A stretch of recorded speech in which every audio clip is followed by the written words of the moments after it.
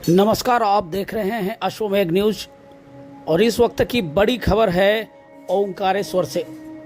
ओंकारेश्वर में पंडित प्रदीप मिश्रा ने कथा वाचन के दौरान प्रेमानंद जी महाराज के सवालों का जवाब दिया है। जी हां, पंडित प्रदीप मिश्रा के 14 साल पहले दिए गए एक वक्तव्य को लेकर विवाद खड़ा हो गया और हिंदू धर्म के दो संत आपस में भिड़ गए। प्रेमानंद जी महाराज ने तो तू तड़ाक करते हुए पंडित प्रदीप मिश्रा को खुला चैलेंज दिया कि वो आकर यह साबित करे कि राधा रानी पर जो उन्होंने संवाद किया है वह सत्य है या क्या सत्य। इसी बात को लेकर पंडित प्रदीप मिश्रा और प्रेमानंद जी महाराज की मीम्स बनी और सोशल मीडिया पर वायरल होने लगी।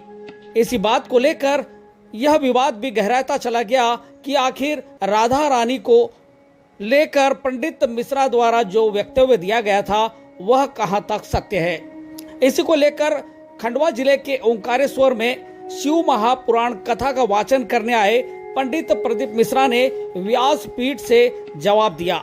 उन्होंने कहा कि अगर ब्रजवासी और ब्रज के संत प्रमाण चाहते हैं तो या तो वो सीहोर आ जाए या फिर उनको ब्रजधाम बुला लें।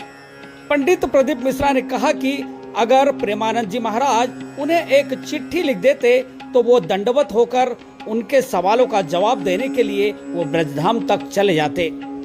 अब इस विवाद को लेकर क्या कहा जाए, यह आने वाले दिनों में तय होगा कि विवाद बढ़ता है या कि कम होता है। हालांकि पंडित प्रदीप मिश्रा ने कहा कि वो जहां जिस जगह संतों की उपस्थिति में या कि किसी व्यासपीठ से जहां चाहे वो इस बात का सप्रमाण जवाब देने के लिए तैयार हैं। आइए सुनते हैं दोनों के बीच क्या विवाद हुआ। कृष्ण की 16,108 रानी में राधा का नाम नहीं है और राधा के पति में कृष्ण का नाम नहीं है। राधा जी के पति का नाम क्या है? क्या नाम है राधा जी के पति का? अनय घोष। क्या नाम है राधा के पति का? अनय घोष। राधा जी की सास का नाम था जटिला, ननन का नाम था कुटिला। राधा जी का विवाह हुआ था ग्राम छाता। कहाँ की रहने वाली थी राधा? जम के बोलो। है बरसाना। पक्के में बरसाने की राधा नहीं थी, राधा जी थी रावल गांव की। बरसाने में तो राधा जी के पिताजी की कचेरी थी। इसमें राधा वर्ष में एक बार कचेरी पर जाती थी, इसलिए उसका नाम है बरसाना, वर्ष में एक बार आना। श्री जी के विषय में बोलने के लिए बहुत होश से बोलना। जहाँ श्री कृष्ण महावर रचते हैं वो हमारी श्री जी हैं। अभी तुम किस राधा की बात करता है?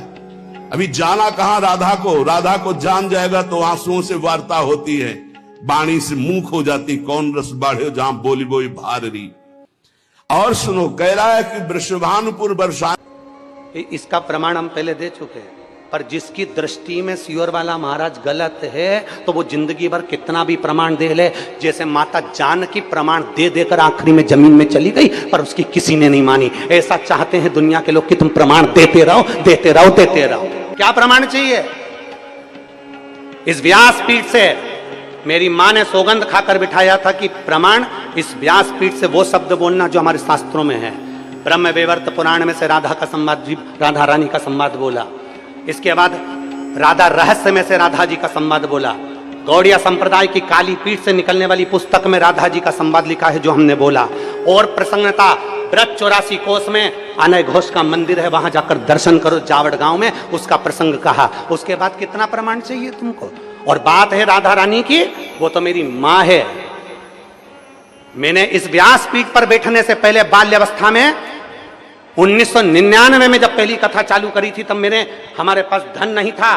दूसरे की दुकान पर काम कर कर कर पैसा, जो 10 रुपए साइकिल से लिफाफे देने का जो पैसा मिलता था 10 रुपया, उससे हम जाकर पैसा लेकर उस पैसे को लेकर राधा रानी की परिक्रमा करने जाते थे। 51 परिक्रमा मेरी राधा रानी बरसाने की करी है। मेरे चरणों का दास बन जा, यहाँ बैठकर मेरे दरवाजे की चाकरी करना, झाड़ू लगाना तो झाड़ू लगाने के लिए तैयार हूँ। व्यासपीठ छोड़कर मेरी राधा रानी के चरणों में बैठ जाऊंगा। और माफी की बात करते हो, इस राधा रानी के चरणों में तो मेरी पूरी जिंदगी, मेरा खानदान और मेरा कुटुंब पड़ा है। भगवान कृष्ण के समय पर धेनु में, गायों में धेनु का सुर घुस गया था और धेनु का सुर घुस गया, पूरी गायों को परेशान कर कर, उनको भ्रमित कर कर, तब भगवान कृष्ण पहचान गए थे कि धेनु का सुर है। कई ऐसे इन ब्रजवासियों को भ्रमित कर रहे हैं क्योंकि ब्रजवासी बड़ा भोला होता है, बड़ा सहज होता है। हमने हमारी जिंदगी की जितनी परिक्रमा करी गोवर्धन नाथ जी की, उस परिक्रमा में 1 रुपया भी हमने कभी ब्रज के अंदर पैसा खर्च कर कर नहीं। हमने नियम लिया था कि ब्रज में जितनी परिक्रमा करेंगे ब्रजवासी से मांग कर करेंगे। मेरे गोवर्धन नाथ जी की परिक्रमा में जितने ब्रजवासी रहते हैं सब पहचानते हैं सीहोर वाले को, कि बचपन से परिक्रमा करता है। जब चड्डी पहनता था हाफ, उस समय से परिक्रमा करता था और ब्रजवासियों से 2 रोटी मांगकर खा लेता था। मेरे ब्रजवासी इतने भोले होते थे कि बिठाकर छाछ भी पिलाते थे।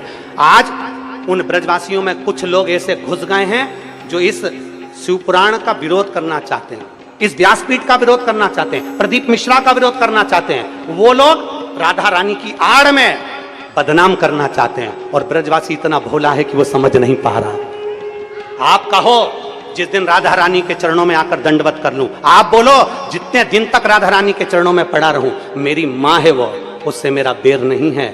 जो कुछ बोलूंगा प्रमाण से बोलूंगा, बिना प्रमाण के कुछ नहीं बोलूंगा। और जिस जिस महाराज को प्रमाण चाहिए, कुबेरेश्वर धाम खुला पड़ा है, आ जाओ और प्रमाण लेकर जाओ। मैं साधुता देता हूं श्री पौंडलिक जी महाराज जी को, गोस्वामी जी को। मैं साधुवाद देता हूं कौशिक जी महाराज जी को। मैं साधुवाद देता हूं संजीव कृष्ण शास्त्री जी को। मैं साधुवाद देता हूं राजीव जी शास्त्री जी को।